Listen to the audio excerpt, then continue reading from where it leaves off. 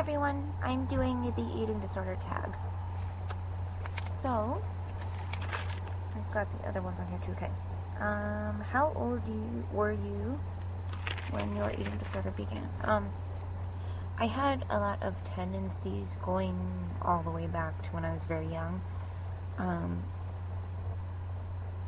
It's interesting because when I was writing my story, like journaling about it, going back and thinking about what were the first triggers, what were the first disordered thoughts, different things that happened young in my life, like single-digit years, like when I was very young. And this is before I even knew what an ED was. But yeah, the short answer is I'm very young. I'm not exactly sure, but things started very young. And then things got pretty bad, I would say, like in college when I started getting sick. And that really triggered a lot of bad things for me. So, sick with other physical problems not related. I have heart failure and stuff. So, yeah, like just that and losing my functionality and stuff. What was your low weight?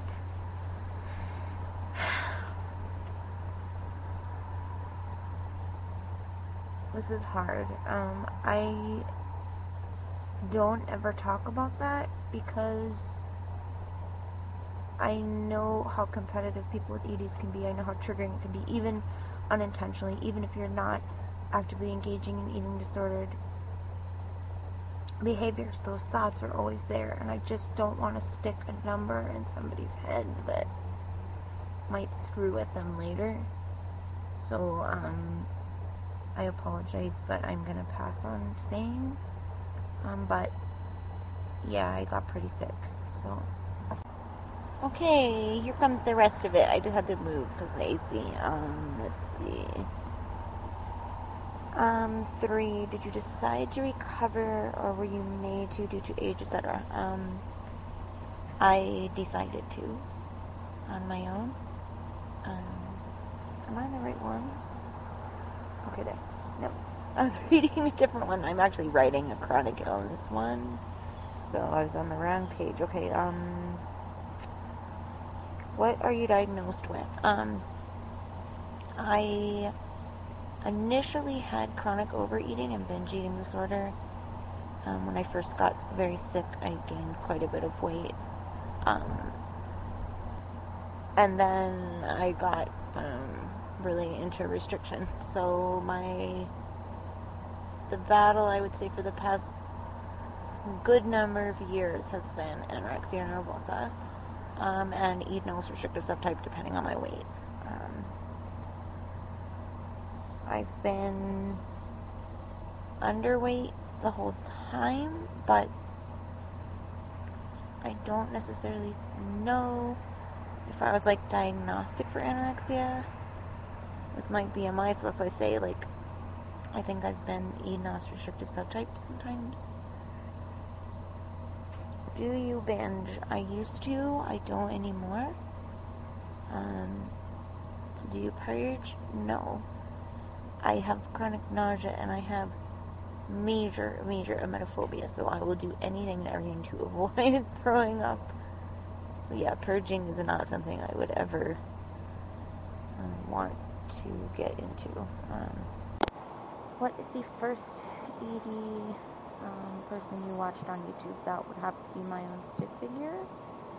He's the very first person I saw vlogging at all, and actually he really inspired me how he was so open and advocating, raising awareness, sharing his story, providing information, resources for people suffering with eating disorders as well. And that really moved my spirit. And I remember writing to him saying, like, you inspired me, and I think I'm going to vlog. This was way back on my first Shoe Fields account. And then it took me a while to get into it, but he was my premier inspiration at first. And then once I found out there was a whole ED community, I found people like Luke Federer, Lost Little Girly Girl, Pixie 11, more recently, Kisses from England, Sean Conway.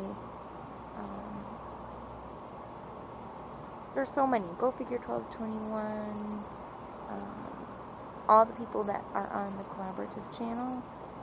Together we are all kinds of people all over the place.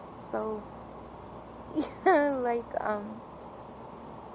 Kisses from England said in the collaborative channel results video, she was like, you probably know who AnaGirlEmpath is because she's probably commented on every video. I told you I have no life, but I love you guys. Really. How tall are you? I am short. I am 5'0". Exactly. I used to be 5'2", but I have osteoporosis and lost a couple inches, so. Have you ever registered for ProAna Site? Yes. When I figured out what was going on and that my issues had a name and that there were other people online who had eating disorders, then I started researching and I looked at a ton of communities. This was like early 2000s, I guess. And I settled on Project Shapeshift, which is the forum I own now, and we are no longer a ProAna in the way that people think of it. Now it's an optimal wellness site for individuals who already have restrictive eating disorders, and my mission there is to encourage people toward minimizing pathology and maximizing wellness. So I'm really proud of that. I've gotten to be proactive and get people more focused on striving for health and making sure that people aren't coming there thinking eating disorders are cool or trying to learn how to lose weight. We don't allow any of that. So that's my spiel on that. Okay, what should we do to raise awareness? Speak out. Like I said in the mental health or the mental illness tag. Get up, stand up, use your voice. I am belting out a hearty screw that to sweeping things under the carpet and not talking about it. We need to break the silence. We have a right to be heard. We have a right to feel validated. These are serious illnesses. They are not a choice. And that's a huge one for me. And it's not all about, wanting to look like a supermodel or a superstar or whatever. One of the questions that was in the mental illness tag that wasn't in here is, what major misconception would you like to correct? And so, yeah, the major misconception I'd like to correct about eating disorders is that this isn't always somebody's oh my god, I want to be thin for prom, or, I want to look like Angelina Jolie or whatever. It's not always about that. A lot of this is from, there's a lot of causes, and there's a lot more going on besides food and weight.